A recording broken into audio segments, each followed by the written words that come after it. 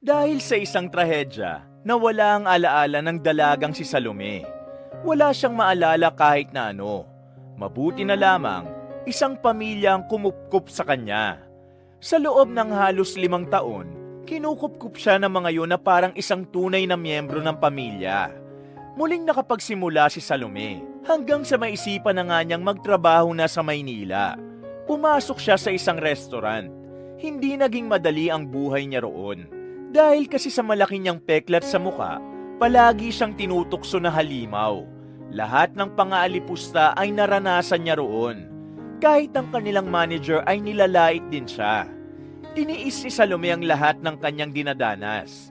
Hanggang sa dumating ang isang punto na bigla na lamang siyang mayroong naalala. Isa pala siyang bilyonaryang chef noon sa Amerika. Nawala ang kanyang alaala dahil sa eroplanong sinasakyan niya na bumagsak sa isang probinsya. Ang restaurant pala na kanyang pinapasukan ay isa lamang sa mga branch na pagmamay-ari niya. Nang bumalik ang kanyang alaala, binigyan niya ng leksyon ang lahat ng nang-aalipusta sa kanya. Gulat ang lahat na siya pala ang may-ari. Hindi sila makapaniwala. Halos lumuhod ang mga yun sa kanya. Pero sa huli, isa-isa niya ring pinagtatanggal ang mga yon. Pero dahil sa ginawa niyang ito, malalagay ang kanyang buhay sa alanganin. Ano nga kaya ang mangyayari kay Salome? Magiging happy nga ba ang kwento ng kanyang buhay? O magtatagumpay kung sino man ang may masamang balak sa kanya? Muli pong nagbabalik ang inyong lingkod na si Mr. Hope. At sama-sama po nating tunghayan ang isa na namang pambihirang kwentong buhay.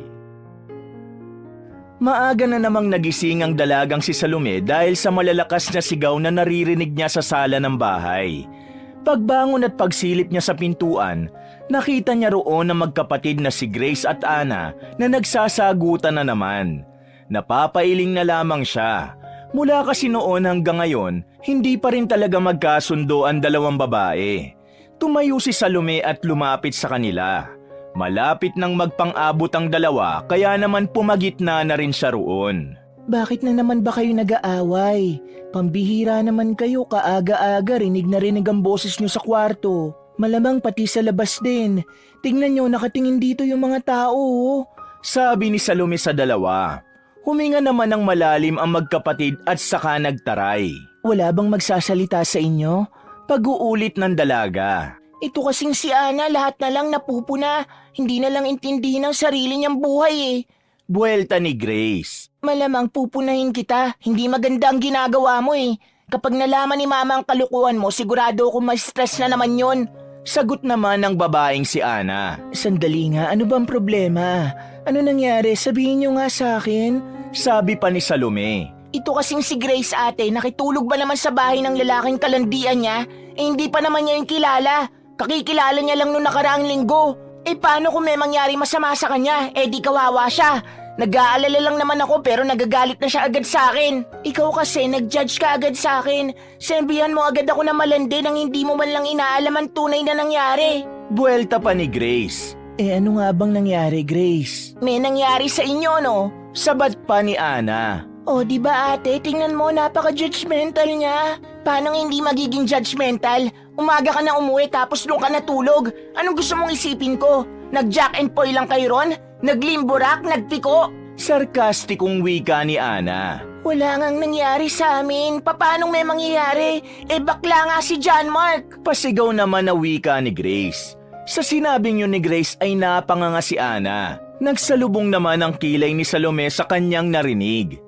Ito kasing si Ana, ayaw kasi muna akong pakinggan. Agad-agad magsasabi na malandi ako kahit hindi naman alam ang buong kwento. Nakakasakit ka ng damdamin, alam mo ba yun? Dahil sa inis, naglakad na rin ang dalaga palabas ng bahay. Napapakamot naman ng ulo si Ana nang magkatinginan silang dalawa ni Salome. Bakla naman pala yung John Mark, ikaw naman kasi. Sabi ni Salome. Kahit na, may pututoy pa rin yun. Nahihiyang sabi ni Ana sabay tingin sa malayo. Ana, hindi kagaya ng mga lalaki ang mga bakla. Mas pinahahalagahan nila ang puri ng isang babae dahil babae rin ang puso nila. Hindi ka dapat nag-iisip ng ganun sa kakambal mo. Kayo na nga lang ang magkapatid eh. Sa susunod hayaan mo muna siyang magkwento ha. Saka mo siya uhusgahan. Naiintindihan mo ba ako? Oo, Ate Salome. Nag-aalala lang naman kasi ko. Alam mo naman kasi, di ba ganun na nangyari kay Mama? Nabuntis lang siya ng tatay namin na hindi naman talaga siya kilala. Ayoko lang na mangyari yun kay Grace. Alam ko kasing masasaktan din ang nanay. Sabi ni Ana at umupo pa ito sa monoblock na 3 na lang ang paa. Naiintindihan ko ang pag-aalala mo. Isa lang naman itong misunderstanding na magkapatid na OA at super sensitive. Alam mo naman yan, di ba? Ang mahalaga naman dito, naroon pa rin ang concern mo. Ang gusto ko lang mangyari, mag-usap kayo mamaya at ipaliwanag mo naman ang side mo. Hindi pwedeng hindi kayo magkakabati. Nagpakita ng isang malawak na ngiti ang babaeng si Salome. Kahit hindi siya tunay na kadugo ng 2 kambal, tinuring na rin siyang ate ng mga yon. Ang tingin sa kanya ni Grace at Ana ay panganay na tunay na masasandalan. Masaya si Salome sa bagay na yon.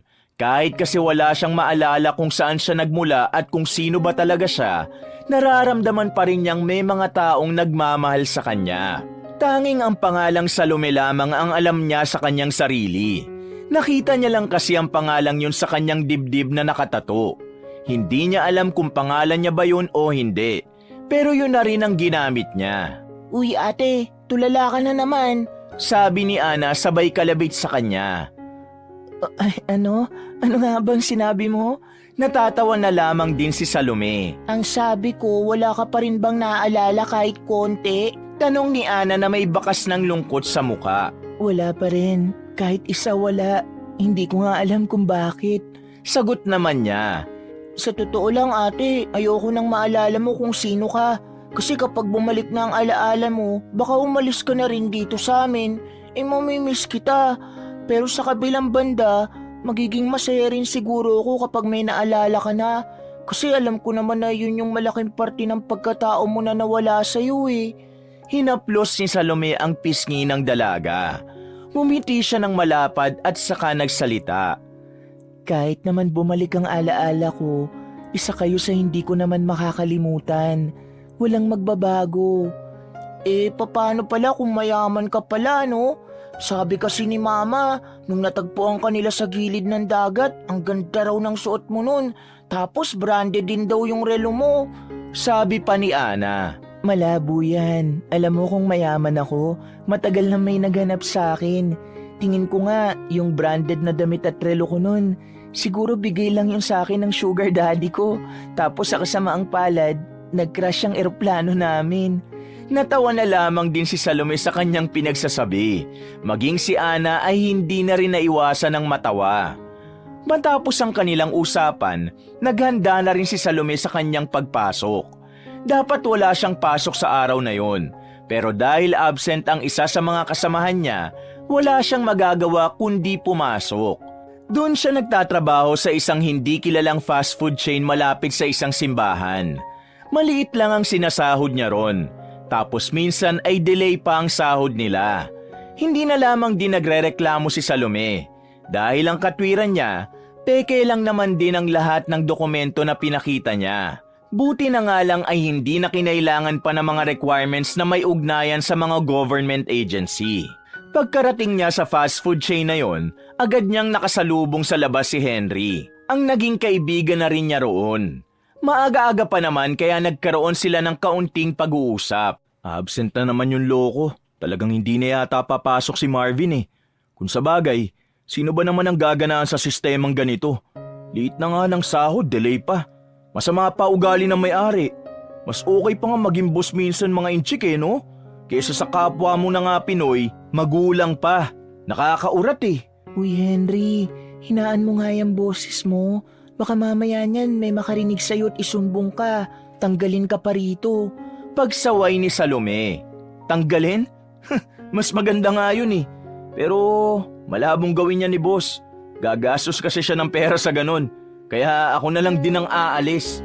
Sabi pa ni Henry. Aalis ka na rito?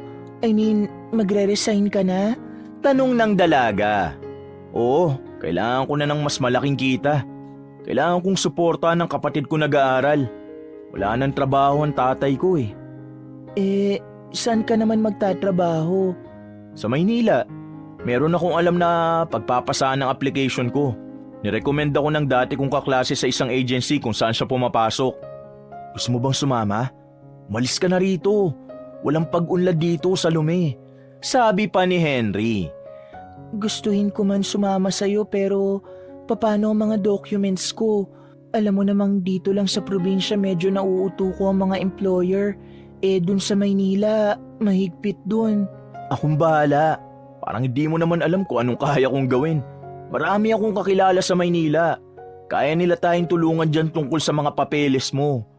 Naku Henry, baka naman makulong ako dyan ha. Agad na bumakas ang kaba sa mukha ng dalaga. Para sa kanya, hindi magandang ideya yun.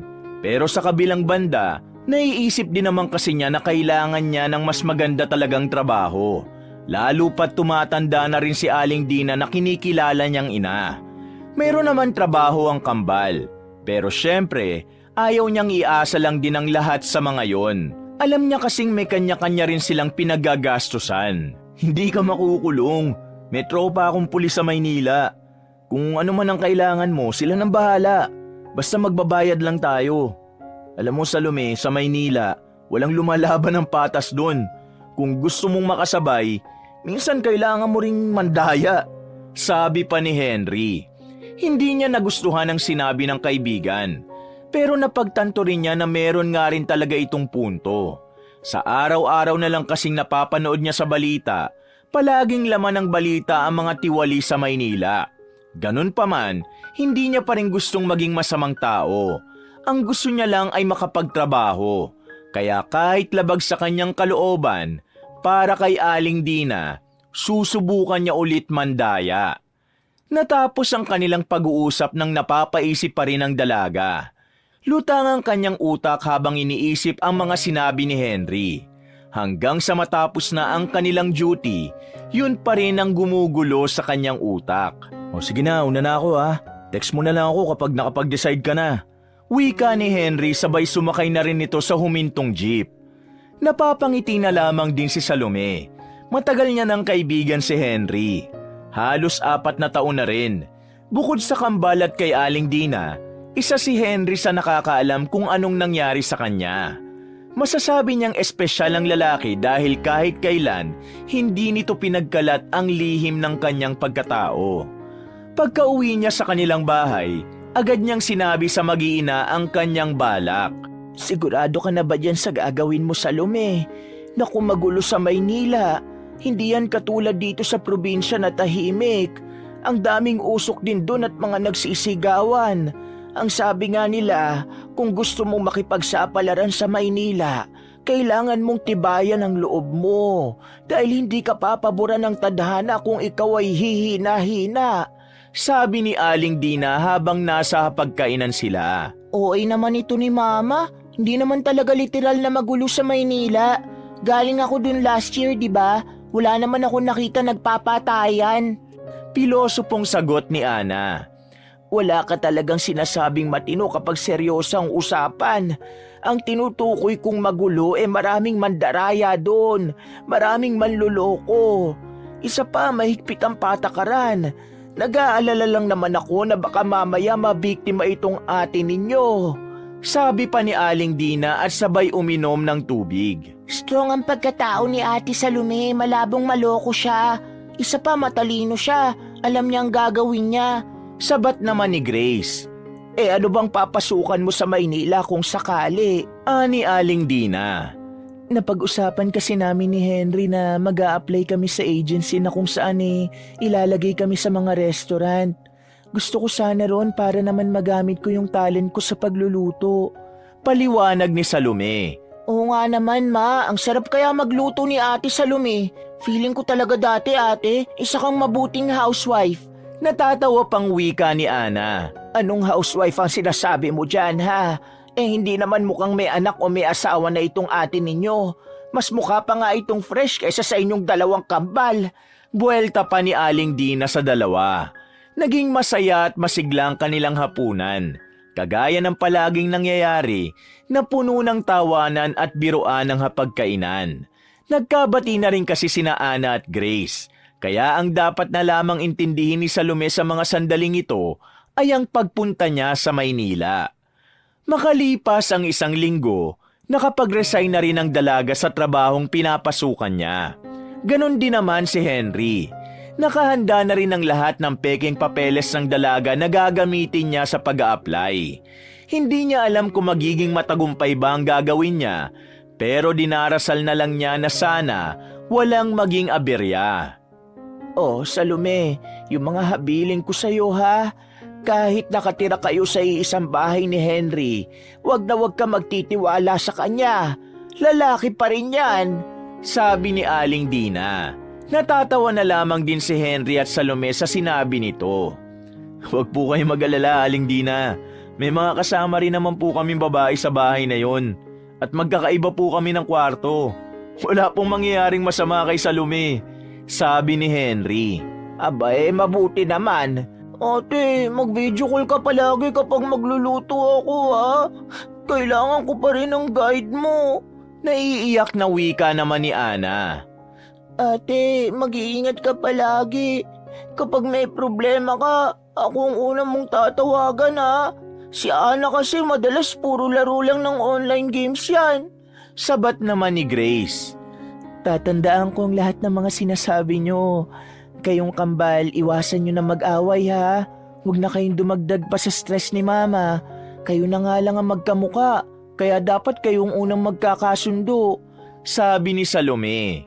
Sige na anak, sumakay na kayo ng bus at baka mapuno na yan. Henry, ikaw na ang bahala sa anak ko ha. Nagtitiwala ako sa'yo. Kapag nalaman kong may ginawa kang hindi maganda rito, yari ka sa mga pamangking kumbara ko. Naiintindihan mo ba? Pananakot ng matanda. Opo, Aling Dina. Wala po kayong dapat ipag-alala. Ginagalang ko po si Salome. Matapos ang yakapan ay agad na ring nagtungo ang dalawa papasok sa bus. Kumaway-kaway pa sila bago sumakay ng tricycle ang mag-iina. Bumuntong hininga na lamang si Salome.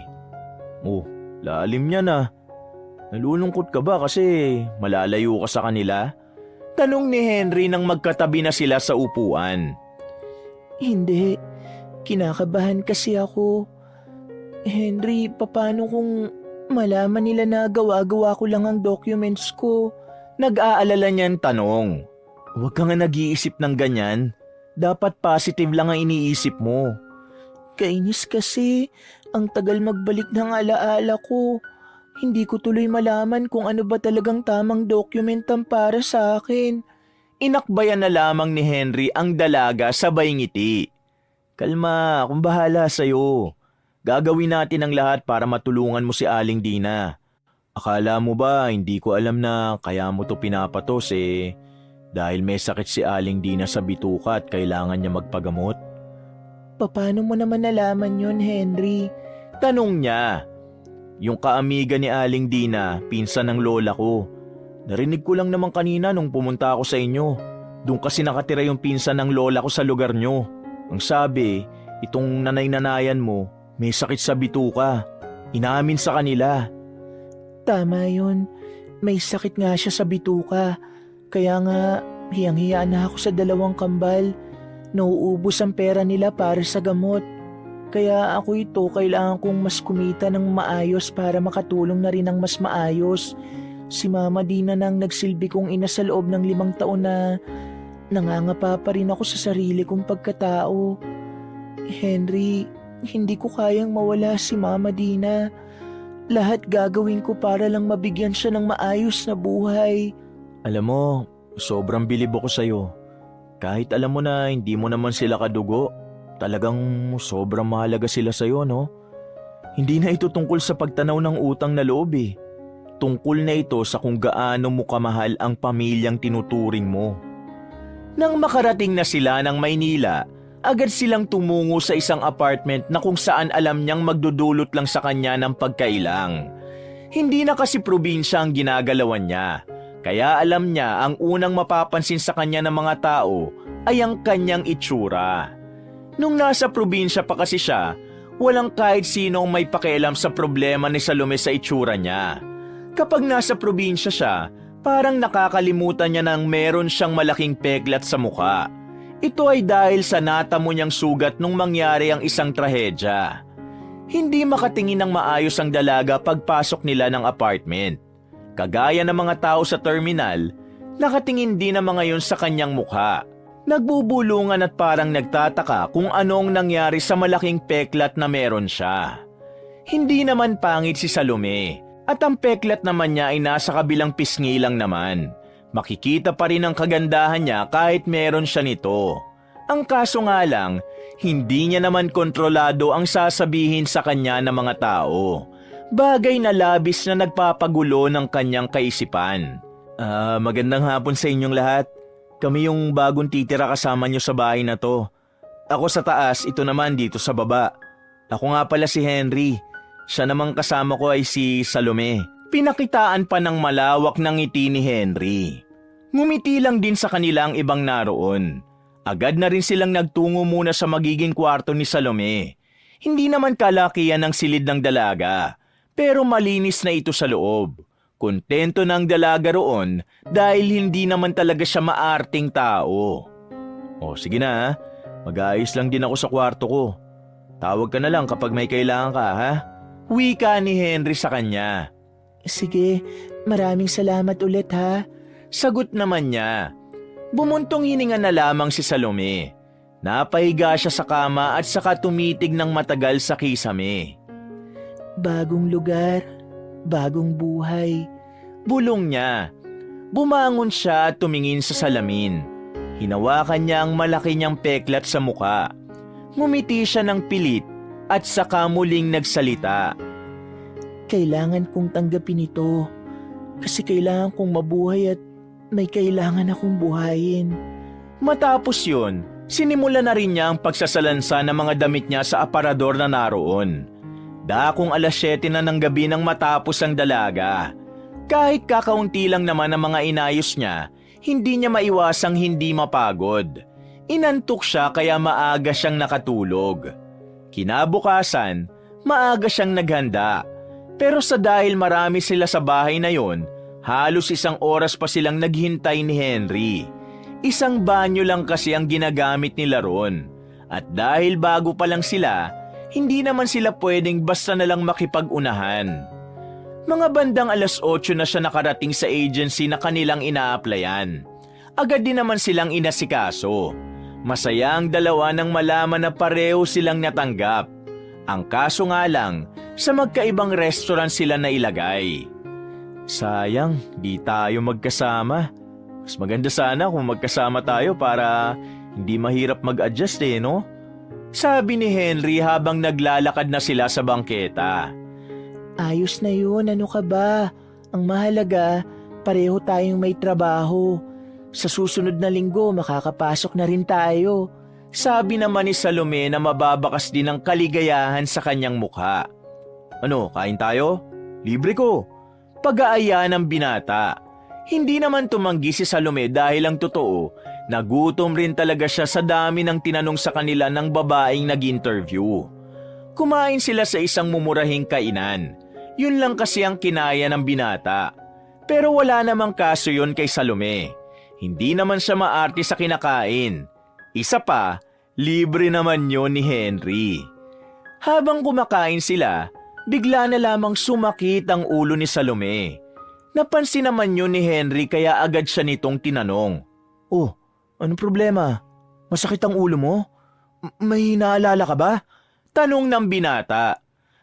May biglang lumitaw sa isip ko. Parang may naalala ako. Nasa mamahaling restaurant daw ako. Wika niya. Uminom ka na muna ng tubig. Kalma ka lang ha. Ayos na ako. Bigla na lang parang may pumitik sa ulo ko Pero ayos na talaga ako. Kinakabahan na ako sa'yo What if mayaman ka nga talaga? Ano ka ba, Henry? Alam mo kung mayaman ako, dapat matagal nang may naganap sa akin.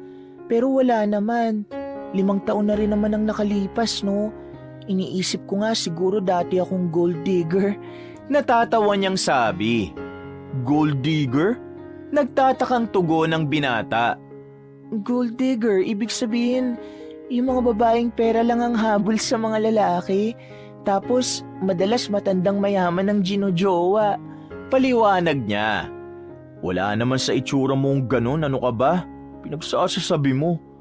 Malay natin, di natin alam. Hindi ko nga maalala ang sarili ko, di ba? Tugon niya sabay paglagok ng juice sa baso.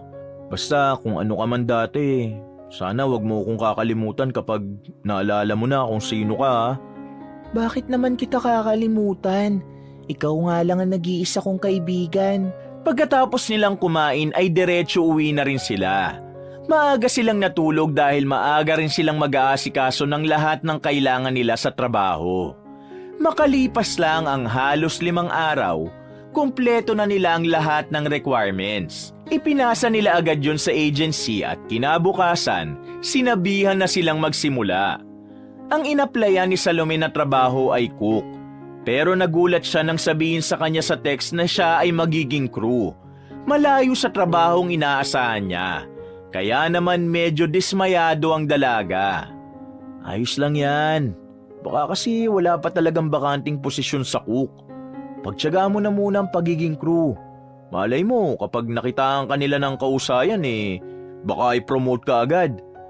Ayos lang naman sa akin ang pagiging crew. Naging crew din naman ako sa huli natin trabaho Pero medyo nadismaya lang ako. Baka kaya hindi rin ako nilagay bilang cook kasi wala pa naman talaga akong masyadong credential sa pagiging chef. Maliit na fast food lang kasi ang napasukan ko noon bago ang trabaho natin. Sabi ng dalaga na pinipilit na lamang ngumiti. Huwag kang mag-alala. Aayon din naman sa atin ang panahon. Sa ngayon, kailangan natin magtiis. Tiyaga lang muna. Kaya naman natin to Dagdag pa ni Henry. Kaya naman talaga natin to. O, paano? Mauna na akong bumaba Malapit na ako Good luck sa first day mo sa work Sabi ni Henry. Mga ilang sandali lang ay bumaba na nga ang binata. Kinakabahan naman si Salome sa mga pagkakataong ito. Hindi niya kasi alam kung ano ang magiging reaksyon ng mga magiging kasama niya sa trabaho. Lalo pat alam naman niya sa kanyang sarili na naiiba talaga ang kanyang mukha. Pagdating niya sa restaurant na kanyang papasukan, napatingin siya sa itaas kung saan nakalagay ang pangalan ng resto na yon. Sa hindi malamang dahilan, tila may bumalik na namang alaala sa kanya. Sumakit na namang saglit ang kanyang ulo. Napaupo muna siya sa halamanan at nagpahinga sandali bago pumasok. Napansin siya ng isang lalaki at lumapit ito sa kanya. Base sa kanyang nakikita, ang lalaki ay nagtatrabaho din sa resto na yon. Miss, ayos ka lang ba? Napansin ko parang nahihilo ka yata. Tanong ng lalaki. Unang tingin pa lamang ng dalaga sa lalaking yon ay hindi na agad siya komportable. Para kasing iba ang ngiti nito sa kanya. Ayos lang ako, wala naman akong problema, salamat. Sagot niya. Gusto mong pumasok ka na muna sa loob para makapagpalamig ka? Baka dahil sa init kaya ka nahihilo. Alok pa ng lalaki. Papasok talaga ako sa loob. Ako yung bagong crew na papasok dito Ikaw yung Salome. Ikaw pala, tara, pumasok ka na. Habang hindi pa naman kami nag-o-open, ipapakilala na kita sa mga kasama ko. By the way, ako nga pala si Raymar. Wika nito at inilahad pa ang kamay. Nakipagkamay rin naman ang dalaga bilang paggalang sa lalaki. Pumasok na rin sila sa loob at agad na dumiretso sa staff room. Guys, ito yung bagong kasama natin dito, si Salome. Bungad ng lalaki sa mga kasamahan nila. Lahat ng yon nakatingin sa mukha niya, partikular na sa peklat niya. Nakaramdam ng panliliit ang dalaga. Hindi talaga siya sanay tumingin sa mata ng mga tao lalo na kapag nakatingin ang mga yun sa mukha niya. Bumuntong hininga na lamang ang dalaga. Bumuelo siya at saka naglakas loob na magsalita. Magandang umaga. Ako nga pala si Salome. Ako ang bago niyong kasama. Mukhang halimaw. Pabulong na sabi ng babaeng si Beatrice. Sabay nagtawanan sila ng katabi nitong si Alona. Hindi na lamang yun pinansin ni Salome.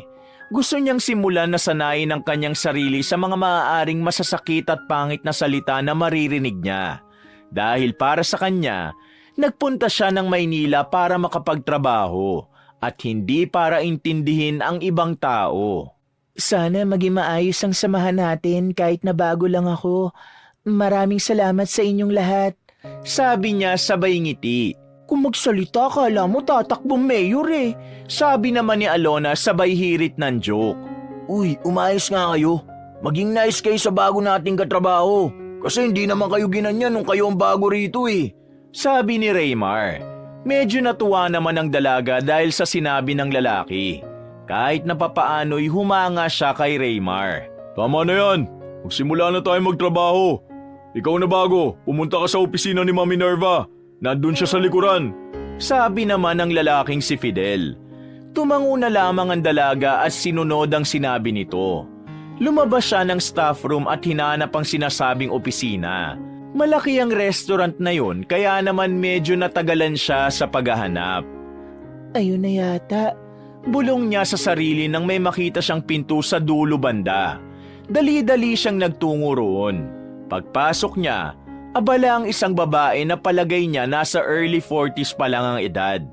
Napatingin agad yun sa kanya at nagsalubong ang kilay. Good morning po, Ma'am Minerva. Pagbati niya, huminto naman sa sinusulat ang babae at tinignan siya mula ulo hanggang paa. And who are you? Nagtatakang tanong ng manager. Ako po si Salome Alvarez, ang bago pong crew dito. Nakangiti niyang sagot. Sumenyas lang ang babae sa kanya na lumapit at umupo. Agad din naman siyang sumunod. Anong nangyari sa mukha mo? Bakit ganyan? Tanong ng manager na si Minerva. Tila sandali namang naguluhan ng dalaga kung bakit yun agad ang tinanong sa kanya sa halip na tungkol sa trabaho. Po, tinatanong kita bakit ganyan ang mukha mo? Kasi po, may nangyari lang po sa akin dati. Kaya nagkaroon ako ng ganitong peklat sa mukha. Since sa mga crew ay dapat flawless at dapat makikinis ang mukha, ilalagay kita sa kitchen. Dishwasher. Sabi naman ni Minerva na parang hindi man lang nagdalawang isip na bigkasin yon. Dishwasher po? Bakit po? Nagtataka niyang tanong. Ang mga crew o waitress ang umaharap sa mga customer. Tingin mo matutuwa ang mga customer kapag nakakita sila ng ganyang mukha? High-end restaurant ito, baka lang hindi mo alam. Mayayaman ang mga pumapasok dito, kaya dapat lahat ng makakaharap nila ay presentable. Pero po kasi, cook po ang unang inaplayan ko, tapos nilagay po ako sa crew, tapos po ngayon, dishwasher. Umaangal ka ba? Kung ayaw mo, umalis ka, tumanap ka ng iba mapapasukan. Tingnan natin kung may tumanggap pa sa'yo. Mataray na wika ni Minerva. Napalunok na lamang ng laway ang dalaga.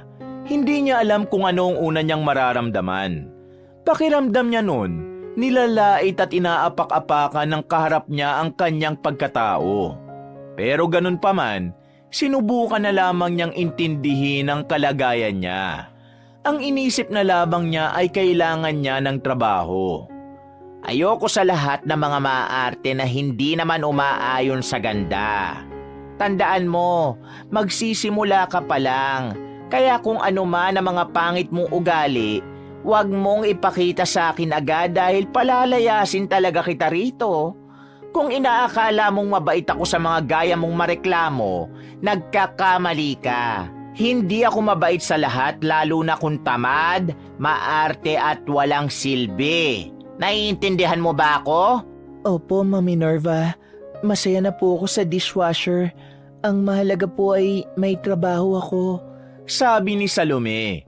Oh, ayun naman pala eh. Ganyan dapat. Makontento ka kung anong binibigay sa'yo. Hindi yung masyado ka pang mapili. Teka, may experience ka ba sa pagiging dishwasher? Tanong ng manager. Wala po. More on cooking po kasi ako sa mga nakaraan kong trabaho at more on serving the food po. Sagot niya. Ayusin mo ang trabaho mo. Ayokong malalaman na may mga nabasag kang plato o anuman, ha? Yung dating dishwasher namin natatanga-tanga, pinalayas ko na agad. Kaya nga ikaw ang pinalit eh. Pinapangako ko pong gagawin ko po makakaya ko para maging mabuti at kapaki-pakinabang na trabahador po rito. Nakangiti niyang sabi. Dapat lang. Bumawi ka sa skills kasi wala ka namang looks. Sige na, lumabas ka na. Magsimula ka na rin at ayusin mo ang mga galaw mo. Sabi ni Minerva kay Salome. Agad namang tumayo ang dalaga at saka muling nagpasalamat. Paglabas niya ng room na yon, napasandal na lang siya sa dingding. Para siyang nangihina sa nangyari. Hindi niya inakalang ganun kasungit at kasama ang ugali ng magiging manager niya. Mukhang napagalitan ka agad ni Ma'am Minerva. Anyari? Napalingon si Salome sa gilid at naroon pala ang lalaking si Raymar. Lumapit ito sa kanya. Umayos naman ang pagkakatayo ang dalaga. Hindi naman. Sabi naman ni Salome. Ano nga palang posisyon mo? Pustahan tayo, nilagay ka sa kitchen, no? Natatawa nitong sabi. Bakit? Dahil ba may ganito ako sa mukha? Tanong niya at nawala naman ang ngiti sa mukha ng lalaking si Raymar. Basta, sige na, magsimula ka na. Isa ako sa mga kasama mo sa kitchen, kaya dapat maayos ang trabaho mo. Nakikita tayo ni Ma'am Minerva sa CCTV. Bawal ang petiks dun. Naglakad na rin ang lalaki paalis. Napabuntong hininga na lamang si Salome. Sa isip-isip niya, para bang hindi magiging madali ang buhay niya sa restaurant na yon. Pakiramdam niya, napunta siya sa lugar na kung saan nagsama-sama ang mga luko-luko. Lumipas ang mga sandali, sumakto pa na maraming guests ang nagdatingan sa resto. Nataon pa kasing graduation day pala yon ng mga estudyanteng nag-aaral sa university na malapit sa kanila. Sobrang tambak ang hugasan ni Salome. Hindi pa nga nauubos ang hinuhugasan niya, may dumadagdag pa ulit. Masakit na ang kanyang kamay kahit na halos 1 oras pa lang siyang naguhugas ng plato. Hindi na rin niya alam kung anong uunahin niyang hugasan. Maya't maya kasi ay may kalderong nilalapag sa kanya. Sa laki ng kaldero, nahihirapan siyang linisin yon. Idagdag pa na mainit ang kalderong binibigay sa kanya, kaya hindi niya talaga maiwasan ang mapaso. Kainis, parang walang katapusang hugasan to. Bulong ni Salome sa sarili. Napansin naman siya ng lalaking si Fidel na nahihirapan. Lumapit ito sa kanya. Akala niya ay tutulungan siya nito, pero iba ang nangyari. Bilisan mo maghugas. Mamaya ibababa na mula sa second floor ang mas marami pang hugasin. Kung babagal-bagal ka, mas matatambakan ka. Sabi nito sa kanya. Sa inis ng dalaga ay nasagot niya ito. Binibilisan ko na nga, ano bang ginagawa ko? Sinasabihan lang kita. Kasi yung bilis na sinasabi mo para sa akin na dumaan din dyan at matagal na rito. Sobrang bagal pa niyan. Bahala ka sa buhay mo, matatambakan ka dyan. Baka kami nakauwi na, ikaw naguhugas pa rin. May halo na ring inis ang sabi ni Fidel.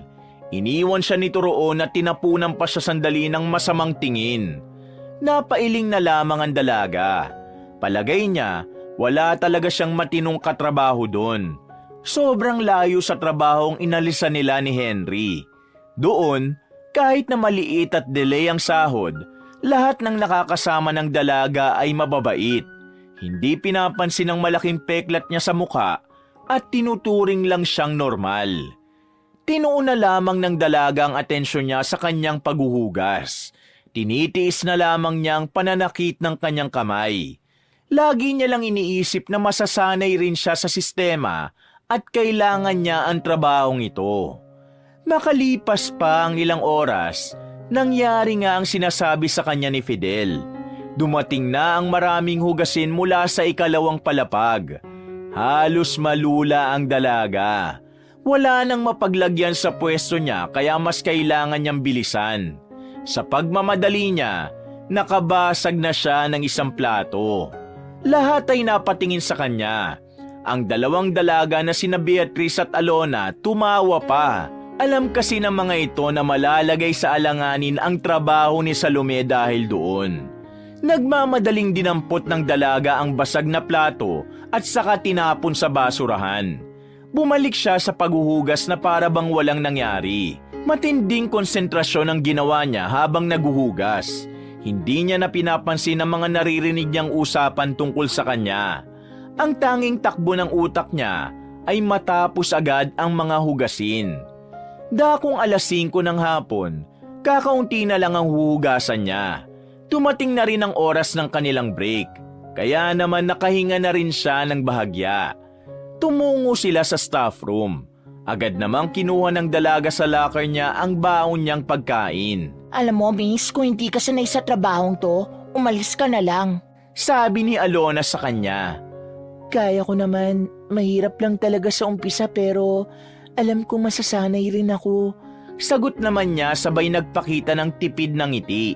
Girl, dati ka bang aswang? Bakit ganyan ang mukha mo? Para kang naka-costume.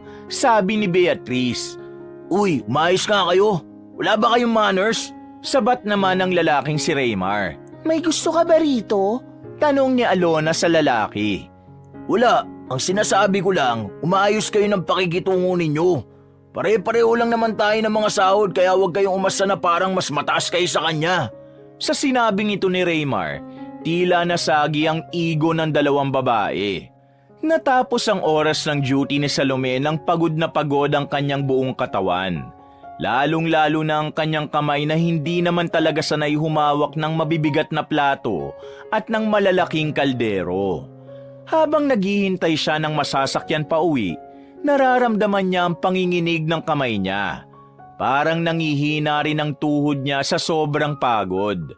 Napalingon siya sa likuran nang marinig na nagsalita ang lalaking si Raymar. Pagpasensya mo na yung dalawa kanina ha. Ganun kasi ang mga yun eh. Insecure lagi sa mga bago. Lalo na kapag maganda. Sabi ng binata. Maganda? Sigurado ka ba sa sinasabi mo? O baka bulag ka at hindi mo nakikita itong malaki kong peklat sa mukha? Sarkastikong tugon ni Salome. Di ko alam kung ano nangyari dyan sa mukha mo. Pero sa pananaw ko, hindi ka naman pangit. Kahit na may peklat kang ganyan, halatang maganda ka pa rin naman. Hindi to bola ha. Marunong akong tumingin ng maganda. Presko nitong sabi. Nambobola ka lang. Mabuti pa, sumakay ka na. Sabi niya. Yung kamay mo masakit alam ko. Pag uwi mo, kumuha ka ng maligamgam na tubig. Ibabad mo yan. Pagkatapos, ipahinga mo. Wala ka dapat gagawin na paggagamitan ng kamay mo. Para bukas hindi na gaano masakit. Bukas kasi kapag masakit pa rin yan, siguradong hindi ka makakapaghugas ng plato. O sige na, alis na ako ha. Wika pa ni Raymar at ngumitito sa kanya bago sumakay ng jeep. Napatango naman ang dalaga. Sa isip-isip niya, maayos naman palang tao ang lalaki. Sadyang nahusgahan lang niya nung una dahil sa kakaiba nitong tingin sa kanya. Pag uwi niya sa kanilang apartment, naroon na ang binatang si Henry. Unang napansin ng binata ay ang kanyang kamay. Maging si Henry din ay nagulat nang sabihin niyang dishwasher ang binagsakan niyang trabaho. Wala namang problema ang dalaga sa ganon trabaho. Hindi naman niya yun minamaliit. Ang kanya lang naman, hindi kasi yun ang trabahong pinaghandaan niya. At mas lalong wala siyang karanasan sa paghuhugas ng maraming plato. Grabe naman yung manager niyo. May sipon yata utak nun eh. Sapakin ko kaya mukha nun. May halong inis na wika ni Henry. Henry, babae yun. Si Mami Nerva. Kaya mo na. Masasanay din naman siguro ko. Sagot naman niya. Di tama para sa akin na sabihin niyang dahil sa peklat mo kaya kanya tinago sa kitchen. Ano ba itsura ng manager mo na yan? Baka naman siya ang pangit. Nasa early 40s na siya pero ang ganda. Ayos ka lang ba? Yung kamay mo parang namamaga. Kaya nga tulungan mo ko.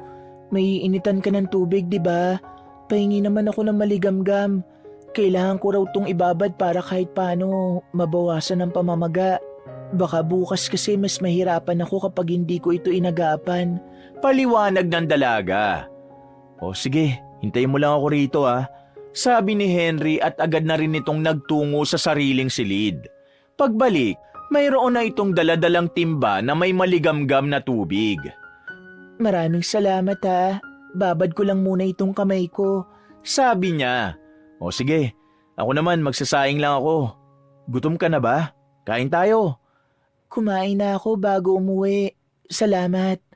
Umalis na rin ang lalaki at naiwan ng mag-isang dalaga sa kanyang silid. Habang nakababad ang kanyang kamay sa maligamgam na tubig, bigla na namang nanakit ang kanyang ulo. Isa na namang alaala ang bumabalik sa kanyang isipan. Ang alaalang ito ay senaryo bago mangyari ang trahedya. Nakita niya na papasakay siya ng isang private plane kasama ang ilan sa mga hindi niya naman maalalang tao. Sino ba ang mga kasama kong yun? Ay naku naman, ngayon pa sumabay ang sakit ng ulo ko. Sabi niya at agad na napalingon sa kanyang cellphone nang makita itong tumunog. Tumatawag ang dalagang si Ana. Pagsagot niya ay bumungad agad ang mukha ng mag-iina. Ate, kumusta ka dyan? Kumusta ang pagiging cook mo? Nasasabik na tanong ni Ana. Kumakain ka ba ng maayos dyan, anak? Tanong naman ni Aling Dina. Ate, may nanliligaw na kay Ana. Ang landi-landi. Singit naman ni Grace. Ayos naman ako rito, ma. Kumakain naman ako ng mabuti. Ikaw, Ana, umayos ka dyan. Baka mamaya yung lalaking pinili mo, siraulo pala. Sabi niya sabay tawa. Nanliligaw pa lang naman sa akin, ate. At saka wala naman akong balak na sagutin. Nagpapalibre lang ako ng kape. Ikaw, Ana, hindi magandang ugali yan, ha? Nang gagamit ka ng tao may sarili ka naman trabaho para makabili ng kape. Sabi ni Aling Dina at muli na naman silang natawa. Mahaba ang naging kwentuhan nilang apat. Masaya si Salome dahil kahit na papaano, nababawasan ang bigat ng kanyang kalooban. Hindi na lamang din niya binanggit ang tungkol sa kanyang trabaho.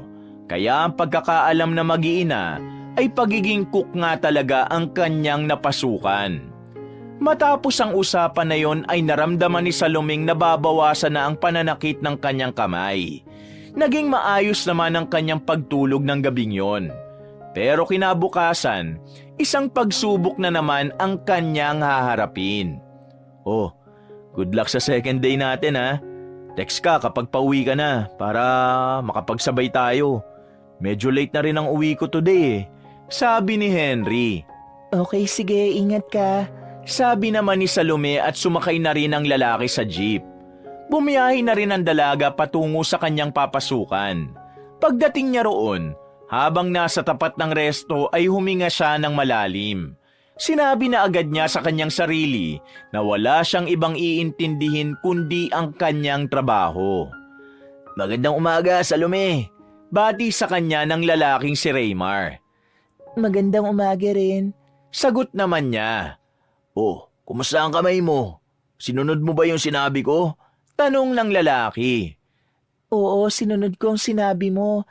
Nawala ng kaunti ang sakit ng kamay ko. Kaya mamaya kaya ko na ulit. Maraming salamat nga pala. Nakangiti naman niyang sabi. Ngumiti lang din sa kanya si Raymar. Napansin naman sila ng iba pa nilang kasamahan. Iniisip ng mga yon na parang mayroong namamagitan sa kanilang dalawa. Pero gaya ng sinasabi niya sa kanyang sarili, hindi na lamang niya yun papansinin. Bago nagsimula ang kanilang trabaho, naisipan na lamang muna ni Salomeng tumambay sa staff room. Tutal, masyado pa namang maaga at meron pa silang kaunting oras para magmuni-muni. Papasok na sana siya sa staff room, pero pagbukas niya ng bahagya ng pinto, nakita niyang may kinakalkal sina Beatrice at Alona sa locker ng isa nilang kasama na babae rin, si Kim. Hala, anong ginagawa nila? At saka, paano nila nabuksan ang locker ni Kim? Nagtataka niyang tanong ng pabulong. Nang makita niyang patapos na mga yun sa ginagawa, dali-dali siyang umalis. Mga ilang sandali pa, tuluyan ang nagbukas ang resto. Nagsimula na rin silang magtrabaho. Hindi mapalagay ang dalaga. Hindi niya kasi alam kung paano niya ipapaalam ang kanyang nakita. Batid niyang kapag ginawa niya yun, pwede siyang mapag-initan ng dalawang babae. Dakong 5:00 ng hapon, oras ng kanilang break time. Nagsimula nang maghanap ang babaeng si Kim. Umiiyak na ito nang hindi makita ang wallet na nilagay sa locker. Ayon pa rito, Ang perang naroon ay gagamitin niyang padala sa probinsya para sa pagpapagamot ng kanyang ina. Lalo namang nakonsensya ang dalagang si Salome. Samantala, nakarating naman na ang balitang yon sa kanilang manager. Galit na galit si Minerva nang malaman na nagkaroon ng nakawan sa staff room. Tinipon silang lahat doon at isa-isang tinanong.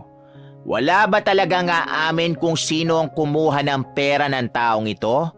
Kung hindi kayo aamin, lahat kayo malilintikan sa akin! Sigaw ni Minerva. Kating-kati na ang bibig ni Salome na ituro ang dalawa. Pero iniisip pa rin niya kung ano ang mangyayari kay Beatrice at Alona kapag ginawa niya yon. Malaki ang tsansa na baka matanggal ang mga yun sa trabaho. Wala talaga nga amin ha? Sige, buksan ninyo ang locker ninyo at ilabas nyo lahat ng gamit nyo. Kapag nakita ko ang wallet ni Kim sa locker ninyo, automatically maghanap na kayo ng ibang trabaho. Sinunod nila ang sinabing yon ng kanilang manager. Isa-isa nilang nilabas ang kanilang mga gamit. Pero nabigo silang makita yon. Kinapkapan na rin ang lahat para makasiguro pero wala talaga. Sige, bumalik na muna sa trabaho. At kung sino man ang kumuha ng pera ni Kim, pumunta na lang kayo sa opisina ko. Isaoli nyo sa akin. Walang makakaalam na kayo ang kumuha. Kasi tatanggalin ko na kayo agad-agad.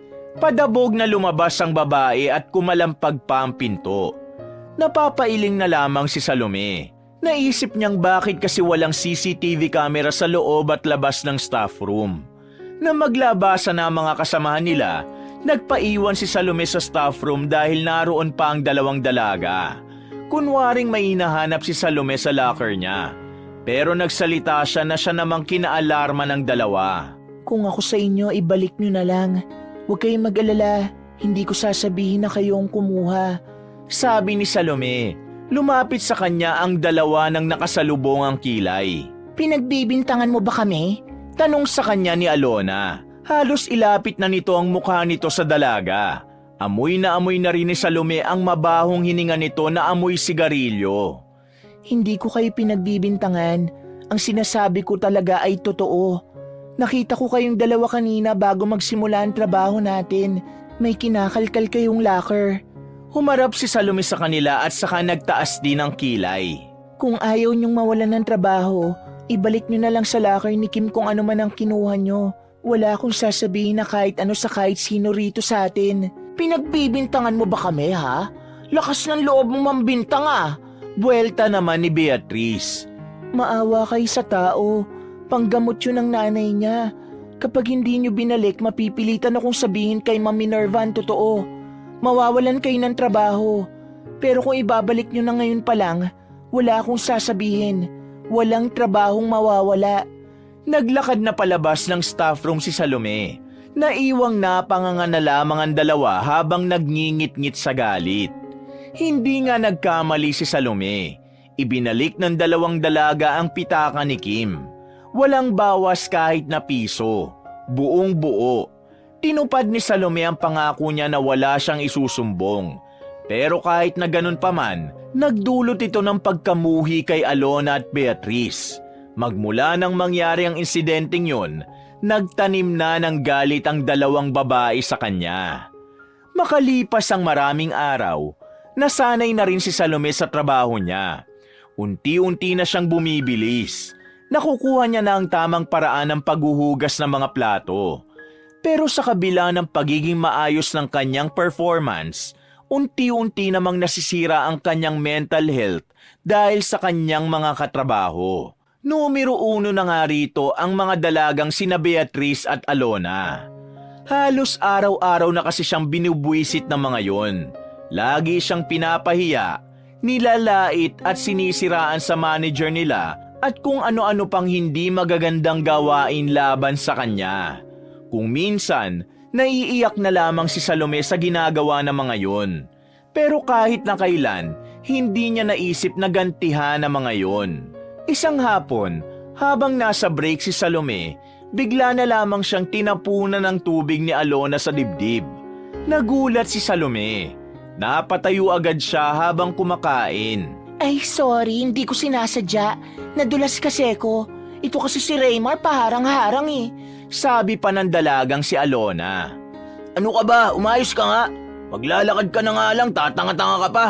Tignan mo, natapunan mo si Salome. Sabi ni Raymar na mahalata ang inis sa kanyang boses.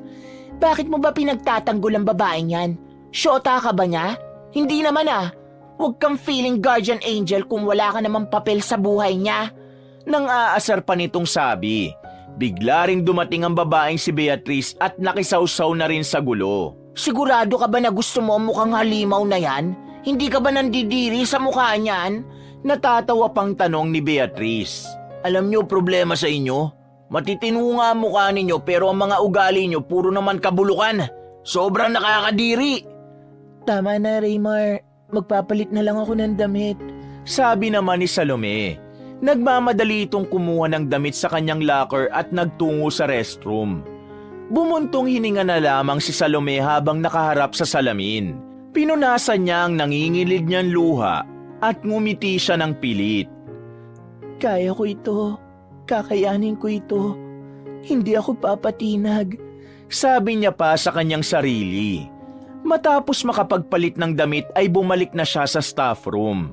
Pagdating doon, tumatawa-tawa pa ang dalawang babae na para bang walang nangyari. Hindi na lamang pinansin ni Salome ang dalawa. Itinuon na lamang niya ang atensyon sa kanyang trabaho.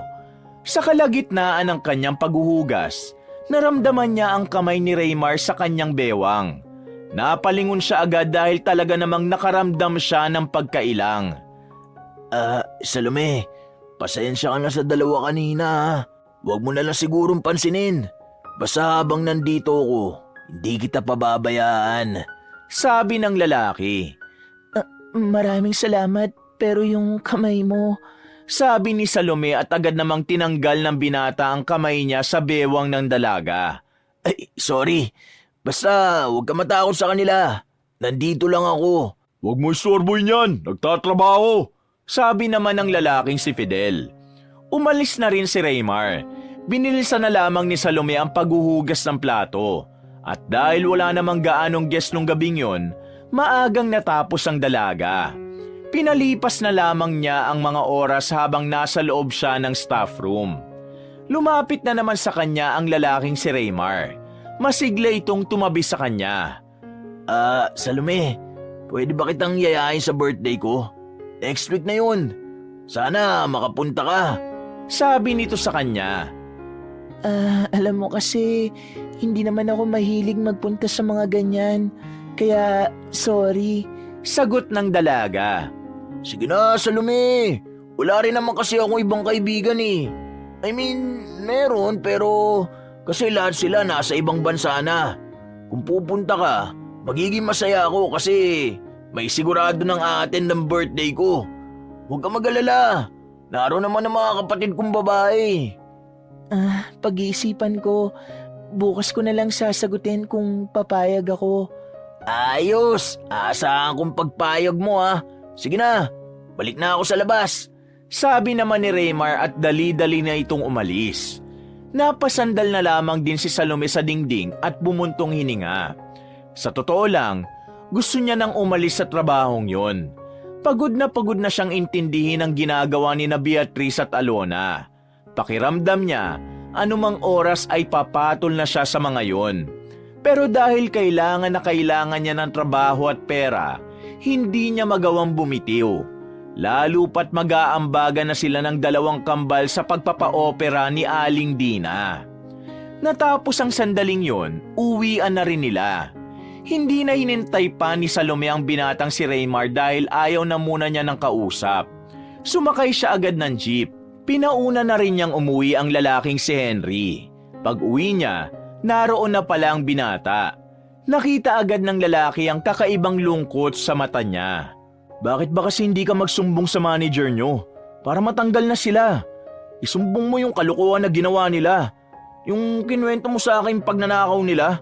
Ayun, para mawala na sa trabaho ninyo. Sabi ni Henry na magkausap na silang dalawa. Henry, sinumbong ko na sila noong nakaraan, pero wala namang ginawa ang manager namin. Ang sabi lang niya, halos 2 linggo na nakalipas kaya hayaan na lang. Ayaw na raw niyang buhayin ang issue para hindi ma-stress ang lahat. Wala man lang siyang ginawang punishment sa 2 pangit? Iritadong tanong ni Henry.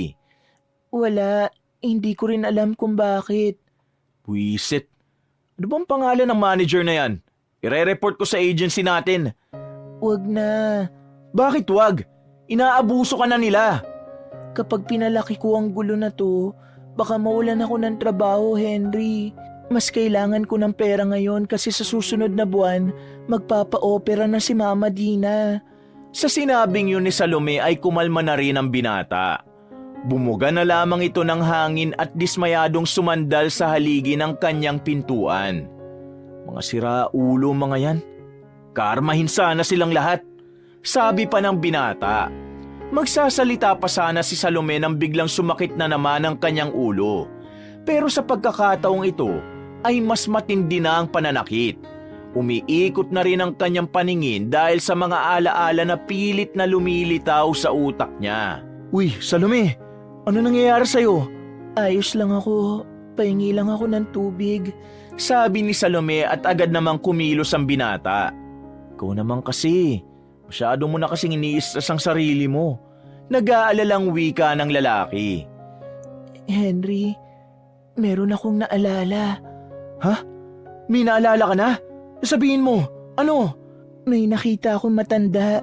Lolo ko raw siya, pero hindi ko naman alam ang pangalan. Pero kung sakaling makikita mo siya, makikilala mo ba? Tanong ni Henry na sobrang naging interesado sa sinasabi ng dalaga. Oo, kaya ko siyang maalala. Natatandaan ko na ang mukha niya. Salome, unti-unti nang bumabalik ang alaala mo. Pero wag mong pipilitin ha. Baka mamaya makasama sa'yo. Sabi ni Henry at tinapik pa nito sa balikat ang babae. Matapos ang pag-uusap na yon ay nagpahinga na rin ang dalaga. Nakatingin lamang siya sa kisame habang nag-iisip ng kung ano-ano. Kinakabahan siya na may halong pananabik. Pakiramdam niya, anumang oras ay malalaman na niya kung sino ba talaga siya at kung saan ba talaga siya nanggaling. Kinabukasan, dahil day off niya ay tinawagan niya ang kambal. Pinaalam niya kung ano ang mga naalala niya.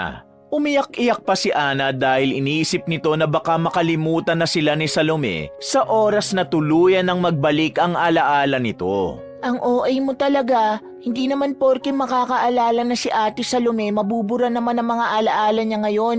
Baliw ka talaga, ang OA mo. Sabi ni Grace habang magkakausap sila sa video call.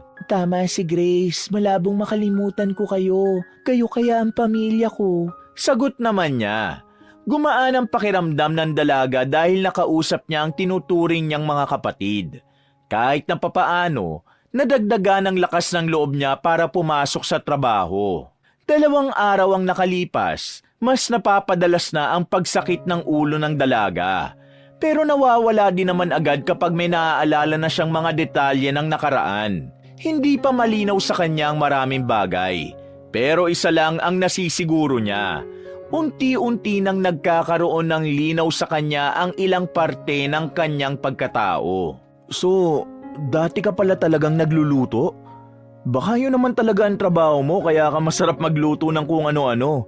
Wika ni Henry nang magkasabay sila sa pagpasok habang nasa biyahe. Hindi ko alam.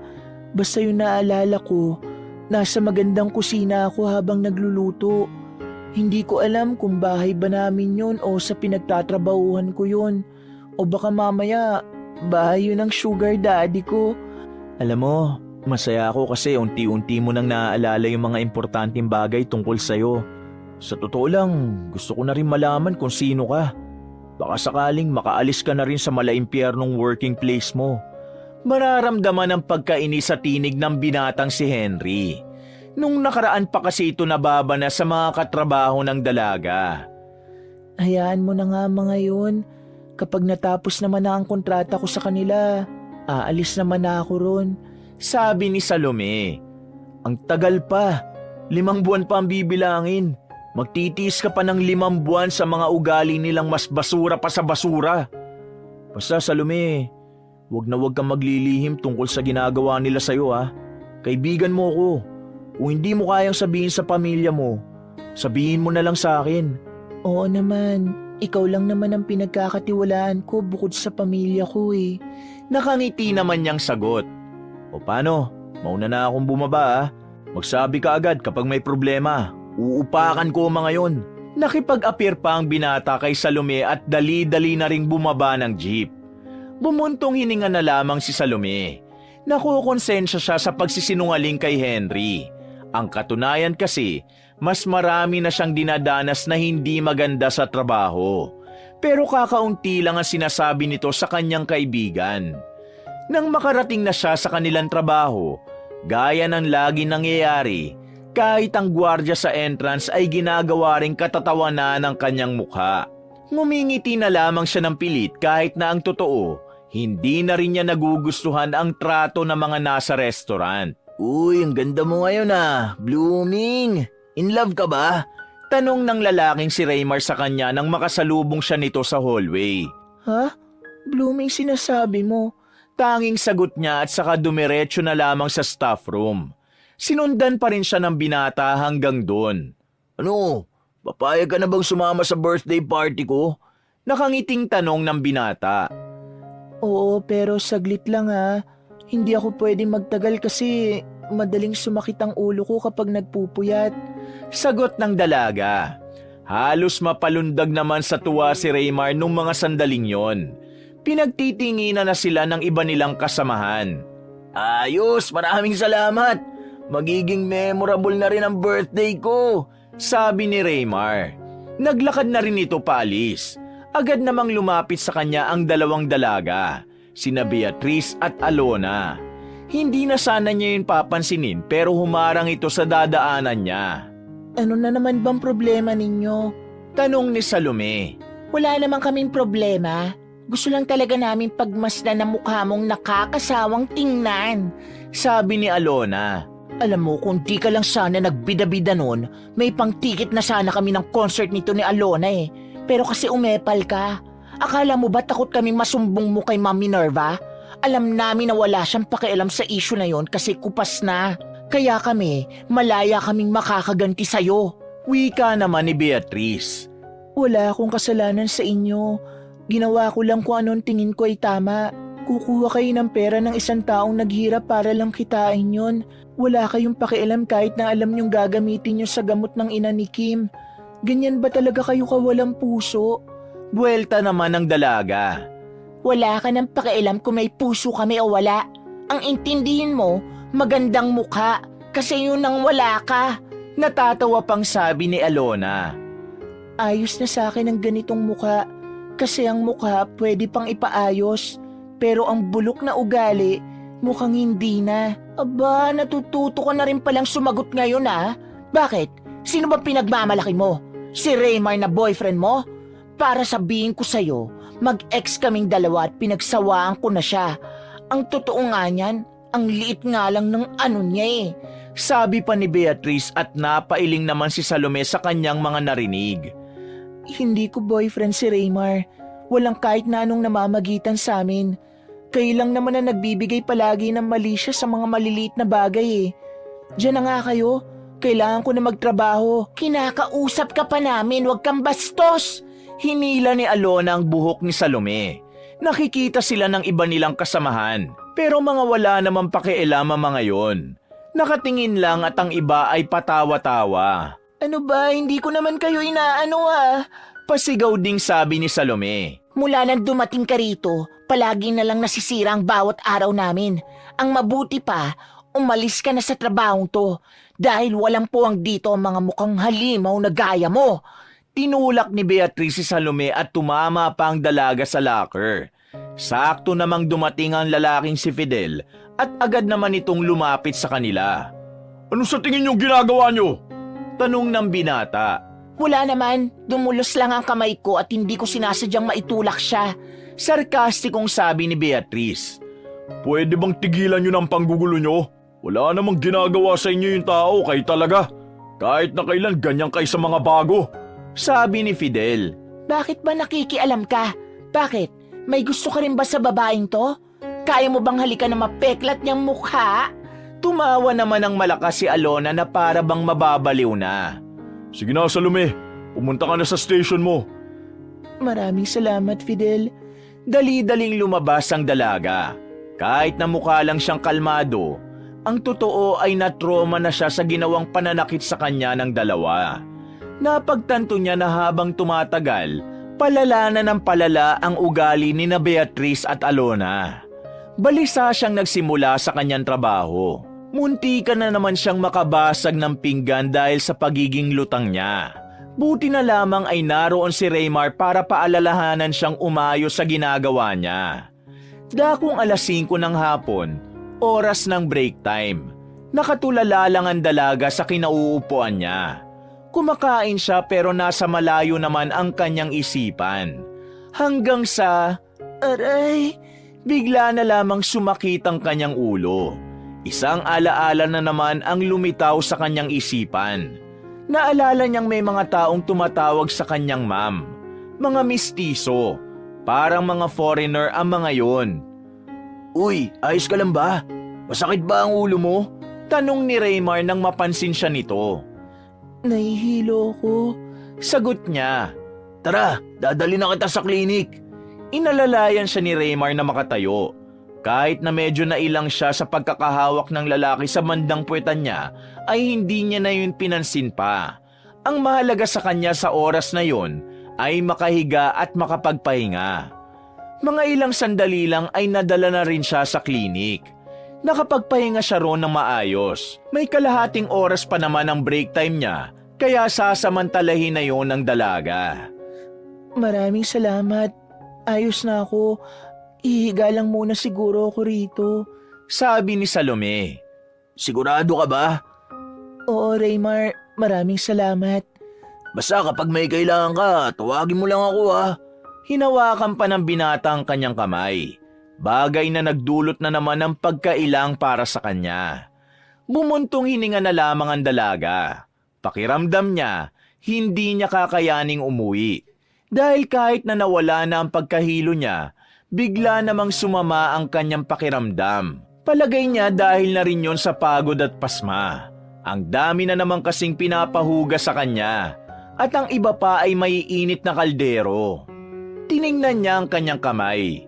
Magaspang na ang dating malambot at makinis na palad. Pero kahit na kailan ay hindi naman siya nagsisisi. Masaya siyang ginagawa ang mahirap na trabahong yon dahil para naman yon sa tinuturing niyang ina, si Aling Dina. Dahil masama ang pakiramdam ng dalaga, tinawagan niya si Henry para magsundo sa kanya. Mabuti na lang din ay maaga ang uwi ng binata. Oh, dahan-dahan lang. Sabi ni Henry habang inaalalayan siyang maglakad habang nasa bangketa sila patungo sa sakayan ng jeep. Kaya ko namang maglakad. Hindi naman ako nalumpo. Ano ka ba? Natatawa namang wika ni Salome. Kahit pa, ikaw naman kasi. Masyado mo na yatang inaabuso ang katawan mo. Nagpupuyat ka pa ba pagkagaling sa trabaho? Hindi Bagsak na agad ang katawan ko pag uwi Baka naman may kinalaman yan sa pagsakit ng ulo mo. Hindi naman siguro, Henry. Siguro, napasma lang ako kanina. Sabi niya at tumigil na rin sila kung saan may humihintong jeep. Ang bigat naman kasi ng trabaho mo Naiinitan ka tapos nababasa ka ng tubig. Pero teka nga, sino ba yung lalaki madaldal kanina? Bida-bida Boyfriend mo ba yun? Tanong ni Henry. Salubong ang kilay nito kaya alam ni Salome na iritado si Henry. Hindi ko boyfriend yun. Makulit lang talaga. Tsaka siya lang kasi ang nakakausap ko na maayos sa trabaho. Walang namamagitan sa amin. Sagot ng dalaga. Talaga? Oo nga, wala nga. Bakit ba ayaw mo pang maniwala? Mabuti naman kung ganon. Sabi ng binata sabay tingin sa malayo. Mabuti kung ganon? I mean, wala kasi akong tiwala sa lalaking yun. Mukha pa lang niya parang meron ng tinatago Basta, mabigat ang pakiramdam ko sa kanya. Huwag kang magtitiwala sa taong yun Ito naman, ang judgmental mo sa tao. Siya kaya yung tumutulong sa akin kapag inaapi-api ako ng 2 bruha. Depensa naman ng dalaga. Kahit pa, dapat maging maingat ka pa rin. Oh, ayun na yung jeep. Halika na, aalalayan na kita. Sabay nang umakyat ng jeep ang dalawa. Mabilis ang biyahe nila dahil hindi naman mabigat ang daloy ng traffic. Nang makauwi sila, nakapagpahinga na rin ng tuluyan si Salome. Paghiga niya, agad naman siyang nakatulog. Kinabukasan ng umaga, nabasa ni Salome ang mga text message sa kanya ni Minerva. Umabot na sa 15 messages yon. Hindi niya alam kung bakit pero kinakabahan siya. Pagbukas niya ng mensahe, nalaman niyang pinapapunta siya nito ng maaga sa resto. Nagmamadaling magbihis si Salome. Naligo at hindi na rin nakapag-almusal pa. Hindi niya naginising pa ang binatang si Henry. Agad na rin siyang nagtungo sa labasan at sumakay ng jeep. Malakas ang tibok ng puso ni Salome. Wala kasi siyang ideya kung bakit parang galit na naman sa kanya ang kanilang manager. Wala naman siyang natatandaan na may nagawa siyang mali. Pagdating niya, katakataka na naroon na rin ang halos lahat ng crew. Sarado pa ang resto. May 1 oras pa bago magbukas. Masama ang tingin sa kanya ng ibang kasamahan niya, lalong-lalo na sina Beatrice at Alona. Alam mo, babae ka? Dapat day off ko ngayon eh. Pero dahil sa katangahan mo na naman, nadamay kaming lahat. Bungad sa kanya ng babaeng si Alona na kulang na lang ay sampalin siya nito. Pero buti na lamang ay nakaharang agad si Raymar. Ano na naman bang ginawa ko? Tanong niya. Anong ginawa mo? Umuwi ka agad kagabi kahit na may mga hugasing ka pa. Si Beatrice naman ang nagsalita. Gigil na gigil din ito sa kanya. Wala na akong iniwan na hugasin bago ako umalis. Pag alis mo, may dumating pa mga guest. Hindi mo ba nabasa ang text namin sa'yo na huwag ka munang umuwi kasi may humabol pa na guest? Ang dami nilang ginamit na plato. Lahat ng yun tinambak lang sa lababo. Walang naglinis. Naabutan ni Mami Minerva. Alam mo ba kung bakit galit na galit? Nag-surprise visit kasi rito yung lolo ng may-ari. At yun ang naabutan. Si Mami Minerva ang nalintikan. Nasermonan dahil sa'yo. At dahil sa galit ng manager natin, damay kami lahat. Kasi kahit di naman namin trabaho yun, dapat daw hinugasan na rin namin. Paliwanag naman ng lalaking si Fidel. Sa kanyang mga narinig, hindi maiwasan ni Salome na mangamba at kabahan. Natigil lang ang kanilang usapan nang lumabas na ng opisina ang kanilang manager na si Minerva. Agad na pinukulan nito ng tingin ang dalagang si Salome. Explain yourself now! Sabi ni Minerva sa boses na parang nagpipigil lang ng galit. Ma'am, hindi ko po talaga alam na may humabol pang guest kagabi. Umuwi na po kasi ako noon. Hindi na rin po ako nakapag-check ng cellphone dahil masama po ang pakiramdam ko. Sabi ni Salome, pero tila walang balak makinig sa kanya si Minerva. Nagtaas agad ng boses ang manager. Anong silbi ng cellphone mo kung hindi mo magagamit sa mga mahalagang mensahe? Alam mo bang dahil sa lintik na mga hugasin na yon ay napagalitan ako ng lolo ng may-ari ng restaurant na ito? Pasensya na po, ma'am. Pero tapos na rin naman po kasi ang duty ko kagabi.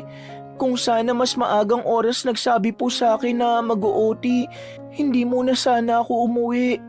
Kahit na masama ang pakiramdam ko. Nangangatwirang ka pa talaga? Paanong magsasabi sa'yo ng mas maaga? Eh biglaan din namang dumating ang mga guest kagabi. Pahabol pa. Nag-iisip ka ba talaga? Dagdag pa ni Minerva. Mawalang galang na po, Ma'am Minerva. Pero hindi na po kasi dapat kayo tumanggap ng guest kapag tapos na po ang working hours ng mga employee. Hindi ko na po kasalanan yung nangyari. Kasalanan niyo na po yun. Huwag niyo na pong isisi sa amin ang ginawa niyong desisyon. Kung meron pong dapat sisihin dito, kayo po yun. Napaka-incompetent niyo pong manager. Wala po kayong pakialam sa mga issue na dapat binibigyan niyo ng solusyon. Gaya na lang ng pagnanakaw ni na Beatrice at Alona sa pera ni Kim. Kung hindi ko sila kinausap, hindi pa nila ibabalik. Sinumbong ko sa inyo na silang dalawang nagnakaw nun. Pero ang sabi nyo lang sa akin, hayaan ko na lang kasi lipas naman na. Doon palang pinatunayan nyo na sa akin na hindi kayo dapat maging manager. Sabi ni Salome. Alam niyang hindi yun tama. pero hindi na rin niya napigilan ang kanyang sarili. Samantala, parang uusok naman na ang ilong ng kanilang manager sa dami ng narinig nitong hindi nito nagustuhan. Ang kapal naman ng mukha mo magsalita sa akin ng ganyan. Kabago-bago mo palang akala mo na ang dami mo nang nalalaman. Sino ka ba sa tingin mo? Isa po akong employee rito na kailangang itrato ng tama ng mga kasama niya sa trabaho. At kayo po ang manager na dapat nagsasaayos sa mga nangyayaring gulo rito. Pero parang kayo pa po ang gumagawa ng gulo eh. Kayo pa po ang... Manahimik ka na! Nanginginig na sa galit ang manager. Hindi na nito napigilan ang sarili. Sinampal na nito ng malakas ang dalaga. Sa lakas ng pagkakasampal, nag-blackout ang paningin ni Salome at kalaunan ay nawala na rin siya ng malay. Nataranta ang lahat sa nangyari. Unang lumapit sa dalaga ay si Fidel. Si Raymar ay nakatingin lang at parang hindi alam ang gagawin. Salome! Naririnig mo ba ako? Salome! Makailang ulit pang inalog-alog ng binata si Salome para lang magising. Pero wala namang nangyari. Kaya naman hindi na sila nagsayang ng oras. Tumawag na sila ng ambulansya. Sa mga sandaling ito, tila napakulang sa kinatatayuan ng kanilang manager na si Minerva dahil nagulat din ito sa nangyari. Nang madala na si Salome sa ospital, agad din naman itong nasuri ng doktor. Ang sabi naman ito sa kanila, wala namang seryosong pinsala ang dalaga. Sadyang yun lang talaga ang naging reaksyon ng katawan ni Salome dahil sa lakas ng pagkakasampal. At isa pa, mahina ang katawan ni Salome sa mga sandaling yun dahil wala pa itong kinakain. Pagising ni Salome, naalala niya na ang lahat ng dapat niyang maalala. Napapaiyak na lamang siya dahil maging siya ay hindi rin makapaniwala. Magkahalong emosyon ang kanyang nararamdaman. Masaya siya dahil sa wakas, kilala na niya ang kanyang sarili. Alam na niya kung saan siya galing at kung sino ang mga taong maaaring matagal na siyang hinahanap. Malungkot siya dahil sa 5 taon na nawala siya, alam niyang sobrang pag-aalala na ang dinanas ng kanyang lolo Sebastian. Salome, naririnig mo ba ako? Ayos ka lang ba? Ayos ka na ba? Ano? Nag-aalalang tanong ni Henry nang pumasok ito ng silid. Nakita ng binata si Fidel na nakatayo sa gilid. Ano nangyari sa kanya? Tanong ni Henry. Sinampal siya ng manager namin. Sa lakas ng sampal nawalan siya ng malay. Paliwanag nito. Ba't tarantado ang taong yun ah? Anong pangalan nun? Sasampalin ko rin siya! Henry, please, wag na. Sabi naman ni Salome. Anong wag na? Salome, sinaktan ka nung mismong tao na dapat unang poprotekta sa'yo. Nakikiusap ako. Hayaan mo na muna ako makapag-isip. Hoy ikaw, anong pangalan mo? Tanong ni Henry sa lalaki. Fidel ang pangalan ko. Sagot naman ito. Sige Fidel, lumabas ka na. Sabi pa ni Henry na kinagulat naman ng lalaki. Ha? Nandito na ako kaya hindi ka na kailangan dito. Salamat ah. Labas na. Mag-uusap kaming dalawa. Walang nagawa si Fidel kundi ang lumabas na lang ng silid. Henry, naaalala ko na ang lahat. Sa sinabing yun ng dalaga, tila biglang natigilan sa pagmamaktol si Henry. Lumapit ito sa kanya at mahinahong nagtanong. Lahat naaalala mo na? Sigurado ka ba? Kinwento ni Salome ang mga naalala niya. Lahat-lahat ay sinabi niya. Kaya naman hindi maiwasan ni Henry na mawindang sa mga natuklasan niya tungkol sa dalaga. Natulala na lamang ito habang nakabantay pa rin kay Salome. Hindi nireklamo ng dalagang si Salome ang kanyang manager. Kahit na hindi yun humingi ng paumanin sa kanya, wala siyang ginawa para managot si Minerva. Isang malaking katanungan yon para sa mga kasamahan niya sa trabaho. Dahil kung tutuusin, malaking kasalanan ang ginawa ng kanilang manager. Kinabukasan, pumasok lang ulit si Salome na para bang walang nangyari. Ginawa niya lang na maayos ang kanyang trabaho at hinayaan niya lang na magsalita na naman ng kung ano-ano ang dalawang dalaga. Hanggang sa sumunod na mga araw, tila ba nakalimutan na lang ng lahat ang ginawang pagsampal ni Minerva kay Salome. Balik na naman sa normal ang maling pagtrato ng kanilang manager sa kanya. Kailangan mong mag-OT ngayon, Salome. Maraming guest ang darating ng bandang 10:00. Sabi ni Minerva nang puntahan siya nito sa staff room nung break time nila. Hindi siya sumagot sa sinasabi ng babae. Dahilan para makaramdam ito ng inis sa kanya. Nakikinig ka ba sa akin, Salome? Marahang nag-angat ng tingin ng dalaga sa manager at saka nagsalita na para bang hindi ito natatakot sa maaaring mangyari. Ayoko po. Napatingin sa kanya at nagulat ang mga kasamahan niya sa sagot niyang yon. Yun kasi ang unang pagkakataon na may isang empleyado na sumagot ng ganon sa manager na si Minerva. Anong sinabi mo? Nagtataka at naiinis na tanong ni Minerva sa kanya. Ayoko pong mag-overtime. Sagot niya. Ayaw mo? Bakit? Dahil ayoko lang. Tingin ko kasi hindi na parte ng trabaho ko ang mga sobrang oras na hindi naman bayad. Wika ng dalaga. Ba't sinusubukan mo ba ako talaga? Tanong ni Minerva. Hindi nyo na ako pwedeng saktan, ma'am. Kasi baka po magsisi na po kayo sa huli. Pinagbabantaan mo ba ako, Salome? Opo, pinagbabantaan po kita. Sagot ng dalaga na parang hindi man lang nagdalawang isip na sabihin yon. Mas lalong nawindang ang mga naroon. Gusto na nga sana siyang awati ni Raymar pero tuloy pa rin siya. Ma'am Minerva, kailangan nyo pong maging mabait sa akin from now on. Kasi kung hindi, baka ito na po ang huli nyong duty. Mauna na po ako. Dagdag pa ng dalaga. Ngumiti pa ito ng nakakaloko at saka bumalik na lang sa kanyang trabaho. Nung hapon na yon, nagtataka ang lahat kung bakit parang bigla na lamang tumapang si Salome. Kahit si Beatrice at Alona rin ay hindi makapaniwalang magagawa ni Salome na sagot-sagutin ng masungit nilang manager. Natapos ang kanyang duty, agad naman siyang binuntunan ni Raymar para ipaalala na ang gabing yon ang itinakdang araw para pumunta siya sa kaarawan ng binata. Salome, sandali lang. Saan ka pupunta? Tanong ni Raymar nang habulin siya nito sa labas. Uuwi na. Hindi ako mag-overtime eh. Hindi naman yung overtime ang gusto kong sabihin eh. Diba, nangako ka sa akin na pupunta ka sa birthday ko? Ngayon na kasi yun eh. Sabi pa ng binata. Ngayon na pala yun. Hindi ko kasi namalayan ang araw. Tara, pumunta tayo sa inyo. Sabi naman ni Salome. Naninibago sa kanya si Raymar noong mga sandaling yon.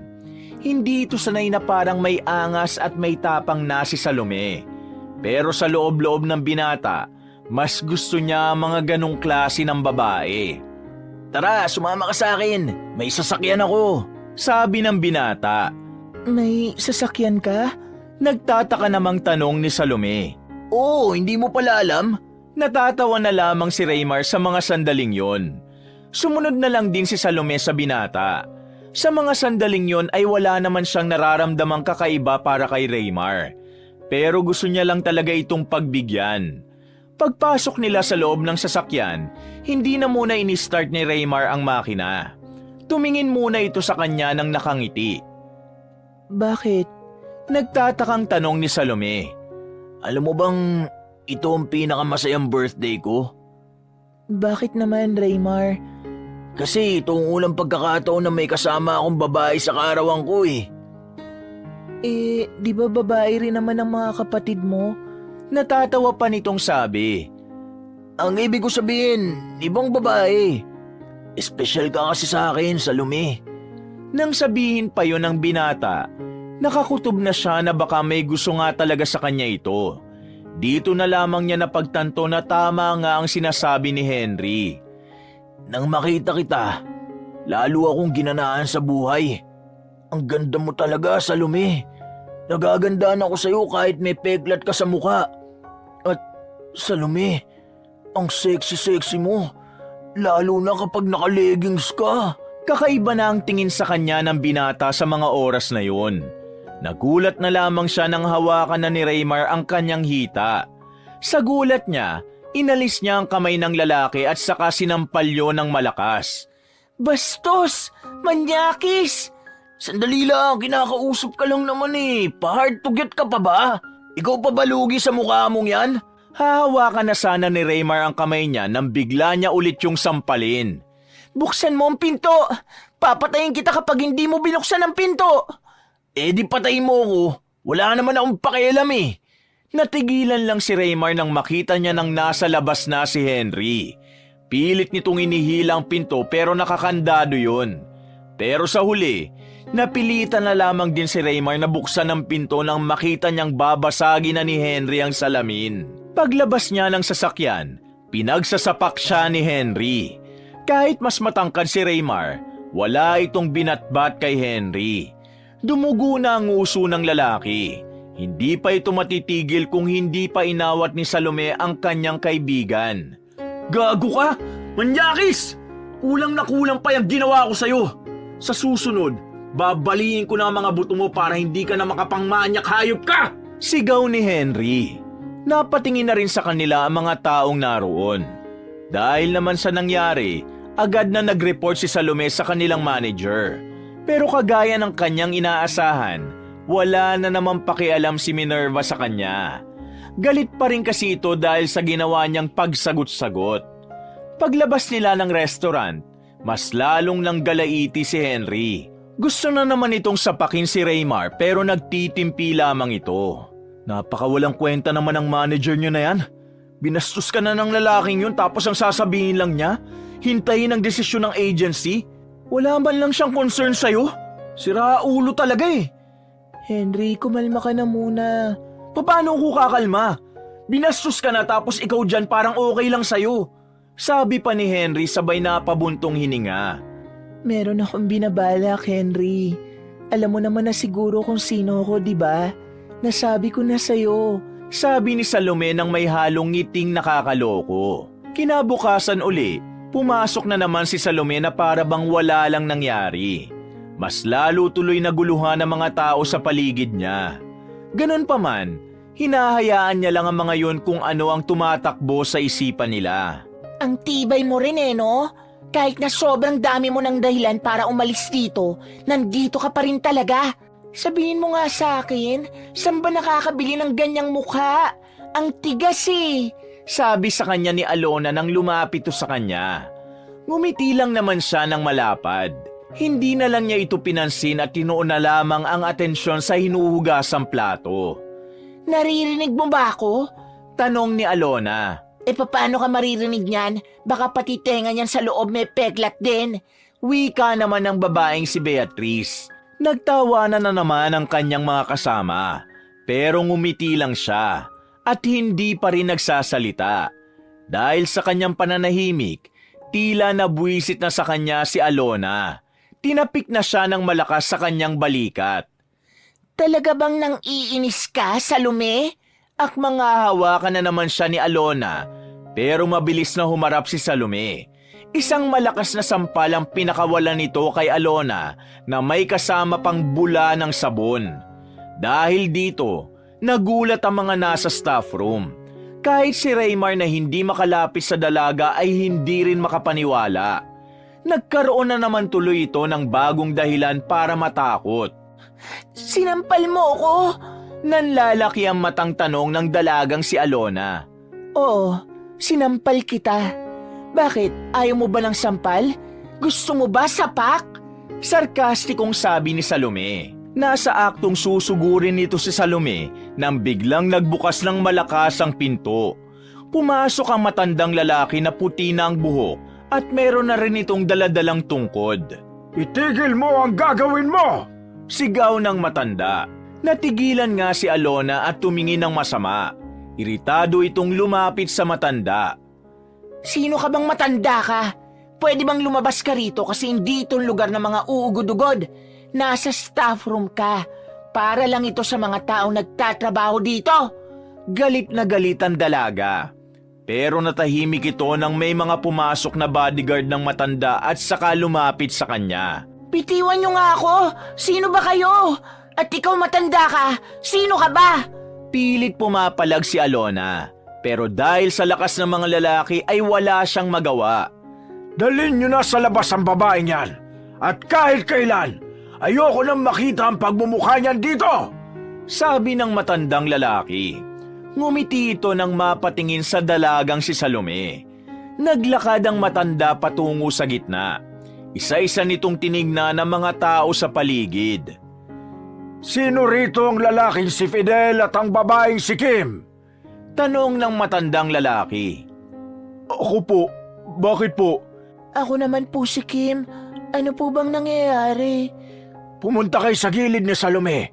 At kayo mga natitira, dito kayo sa bandang kanan. Sandali nga. Bakit mo ba kami inuutusan hindi nga namin alam kung sino ka? Si Beatrice na ang nagsalita. Hayaan ninyong magpakilala ako sa inyong lahat. Ako si Don Sebastian. Ako ang lolo ng may-ari ng restaurant na ito. At alam nyo ba na ang branch ng restaurant na ito ay nag-iisa pa lang sa Pilipinas? Dahil karamihan sa branch nito ay nasa ibang bansa. Hindi ba kayo nagtataka kung bakit ko pinagtatanggol si Salome? Dahil ang may-ari ng restaurant na ito at ang sinasabi kong apo ko, walang iba kundi si Salome. Ang apo kong matagal nang nawalay sa akin dahil sa isang trahedya. Halos manlambot ang tuhod ng mga naroon nang marinig nila ang katotohanan yon. Noong una, napapailing pa si Beatrice dahil hindi niya pa rin mapaniwalaan ang mga naririnig niya. Ang babaeng inaapi-api lang nila at laging pinag-iinitan, isa palang bilyonarya sa ibang bansa. Hindi! Hindi yan totoo! Sabi ni Beatrice. Ito ang totoo. Ako ang may-ari ng lugar na ito. At ako ang boss ninyo. Salamat sa mga ginawa nyo sa aking hindi maganda.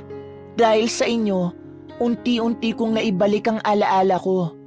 Dahil sa inyo, muli kong nalaman kung sino ba talaga ako.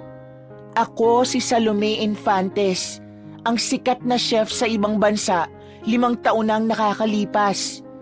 Nawala ang alaala ko dahil sa isang masamang pangyayari. Pero nang magpunta ako rito, bumalik ang lahat sa akin. Paliwanag ni Salome. Kayong mga nandyan sa kabila, lahat kayo, ngayon din ay mawawalan na ng trabaho. Wala akong pakialam kung ano mangyari sa mga pamilya nyo. Kayo ang may kasalanan kung bakit sila magugutom. Inisa-isa nang ilabas ng mga bodyguard ang mga kasamahan ni Salome.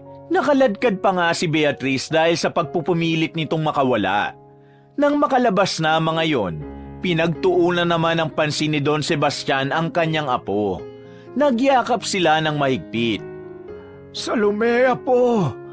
Buong akala ko hindi na talaga kita makikita. Maraming salamat, Lolo. Kasi kahit na ganito na ang mukha ko, nakikilala mo pa rin ako. Sino ba naman ang makakalimot sa'yo? Kahit nakapikit ako, makikilala kita. Apo, patawarin mo ako kung nabigo akong hanapin ka sa mga nakalipas na taon. Lahat na ng makakaya ko ay ginawa ko na. Pinahanap kita sa maraming parte ng Amerika.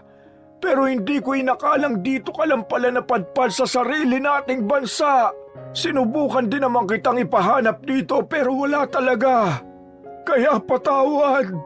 Sabi ng matanda na bahagya na ring naiiyak. Wala kang kasalanan, Lo. Kaya hindi ka dapat nangihingi ng tawad. Masaya akong nalaman na sa kabila ng lahat, hinanap mo pa rin ako. Ang mahalaga na sa akin ngayon, nandito ka. Magkasama na po tayo ulit. Ngayong kasama mo na ako, Apo. Wala nang kahit sino ang makakaapi sa'yo. Tinataga ako sa bato. Magbabayad sila. Hello po. Medyo nawiwindang pa po kasi ako sa mga nangyayari. Pero bakit po kami nakabukod ni Fidel? Tanong ng babaeng si Kim. Dahil kayong dalawa lang ang sinabi ni Salome na kahit kailan hindi niyo siya hinamak. Sa halip, mas tinuon niyo ang atensyon niyo sa pagtatrabaho ng maayos. Kaya naman, maiiwan kayong dalawa rito. Ikaw, Kim, Magiging manager ka. Ikaw naman, Fidel. Kukunin kita at doon ka sa bagong branch magiging manager. Na-background check ko na kayong dalawa. Kaya alam kong masisipag kayo. Masayang wika ng matanda. Sandali, totoo po ba ito? Nagtatakang tanong ni Fidel. Fidel, maraming salamat sa pagdala mo sa akin sa ospital nung oras na walang may balak na tulungan ako. Kim, salamat kasi kahit na hindi tayo madalas nag-uusap, hindi ka gumaya sa kanila. Alam kong nakakagulat ang mga pangyayari. Kahit ako man ay naninibago. Pero ito na yun. Gusto kong magsimula kasama kayo sa trabahong ito. Napangiti na lamang sila sa sinabi ni Salome. Matapos ang kanilang usapan doon, lumabas naman agad sila. Sinalubong sila ni Minerva. Parang alam na nito ang nangyari. Don Sebastian, nakikiusap ako. Bigyan niyo pa ako ng isang pagkakataon. Papakita ko sa inyo na nagbago na talaga ako. Pakiusap, hindi na ako mananakit. Wala na akong... Manahimik ka! Matapos mo saktan ang nag-iisa kong apo, may lakas ka pa ng loob na humarap sa akin at magmakaawa. Walang kapatawaran ang ginawa mo kay Salome! Galit na wika ng matanda. Agad din namang lumapis si Minerva kay Salome. Lumuhod ito at nagmakaawa.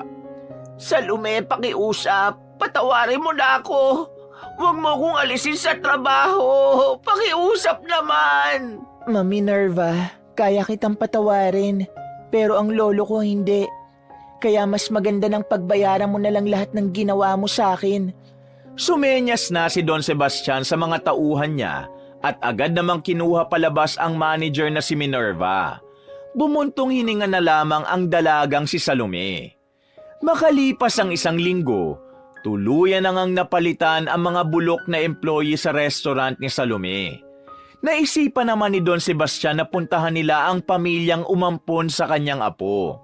Pagdating nila roon, kinagulat ni Aling Dina at ng 2 kambal kung bakit ang daming lalaking bodyguard sa bakuran nila. Mama Dina, Ana, Grace, bungad ni Salome nang lumabas ito mula sa magarang sasakyan kasabay si Henry. Salome anak, teka, anong ibig sabihin nito? Nagtatakang tanong ni Aling Dina. Mama Dina, naalala ko na po kung sino ako. Ito po ang lolo ko. Lolo, sila po ang mga taong kumupkup sa akin sa loob ng 5 taon. Tinuring nila akong parang tunay na kapamilya nila. Sabi ni Salome. Teka, Ate Salome, ibig mo ba sabihin mayaman ka na talaga? Ano ba talagang nangyari? Tanong ni Ana. Pauwi na sana ako dito sa Pinas noon para sa isang cooking show na dadaluhan ko. Pero nag-crash ang eroplanong sinasakyan namin. Yun ang nangyari sa akin. Pero ate, bakit ang daming bodyguard? Tanong naman ni Grace. Sikat na chef si Salome sa Amerika at siya ang tagapagmana ng lahat ng kayamanan ko. Bukod pa ron, marami siyang pinatatakbong restaurant sa ibang bansa na hanggang ngayon ay buhay na buhay pa rin naman. Paliwanag naman ng kanyang lolo. Nawindang ang mag-iina sa kanilang narinig. Hindi sila makapaniwalang nakakalula pala talaga ang kayamanan na maglolo. Kahit ako nga rin po nagulat nang sabihin sa akin ni Salome ang tungkol sa kanya. Sa totoo lang, nag-alala ako na baka magbago na siya. Pero hindi. Kahit naaalala niya na ang lahat, siya pa rin ang Salome na kilala natin. Sabi naman ni Henry. Kayo ang nag-alaga sa aking apo. Sa inyo niya naramdaman ang pagmamahal ng isang pamilya. Kaya bilang ganti, gusto ko kayong isama. Gusto ko kayong makasama ng apo ko dahil alam kong mabubuti ang inyong mga puso. Dagdag pa ng Don. Naku naman, naiiyak naman ako nito. Tuluyan ng humagulgol ang ina na si Dina. Marami pong salamat sa inyo. Kung hindi dahil sa inyo, baka hindi na po kami nagkita ni Lolo. Gusto ko po sana kayong makasama ng mas matagal. Kaya sana, payagan niyo po ako. Oo naman, Salome anak. Mas gusto ko nga yun eh. Naku, ang mabuti pa, bago pa tayo mag-iyakan, pumasok na po muna tayo sa loob. Sir, pasensya na maliit lang ang bahay namin. At hindi rin kasi sinabi sa amin nitong si Salome na kasama na pala niya kayo. Eh di sana nakapaghanda ako ng maraming pagkain. Nahihiyang wika ni Aling Dina. Nako, maraming salamat. Masaya na akong makakwentuhan kayo. Sagot naman ng matandang lalaki. Noong hapon na yon, nagkaroon sila ng munting salo-salo sa kanilang bakuran. Punong-puno ng saya ang kanilang kalooban. Mababaka sa mata ni Salome ang labis na kaligayahan. Sa isip-isip niya, wala na siyang mahihiling pa. Ngayong kasama na niya ang kanyang buong pamilya, ang tanging gusto na lamang niyang mangyari ay mas maging malusog pa ang bawat isa. Kaya naman, agad na rin niyang pinagamot si Aling Dina sa eksperto. Nakalaunan, naging maayos naman ang operasyon. Napapangiti na lamang si Salome sa lahat ng nangyari. Malakas ang kutob niya na sinadya yun ng Panginoon para mas mahubog ang kanyang pagkatao, para mas maging matatag at matibay sa lahat ng mga pagdadaanan niyang pagsubok. Dahil kasama niya na ang lahat ng taong nagmamahal at pinagkukunan niya ng lakas, mas matapang na rin niyang haharapin ang bawat umaga ng may ngiti. Wakas!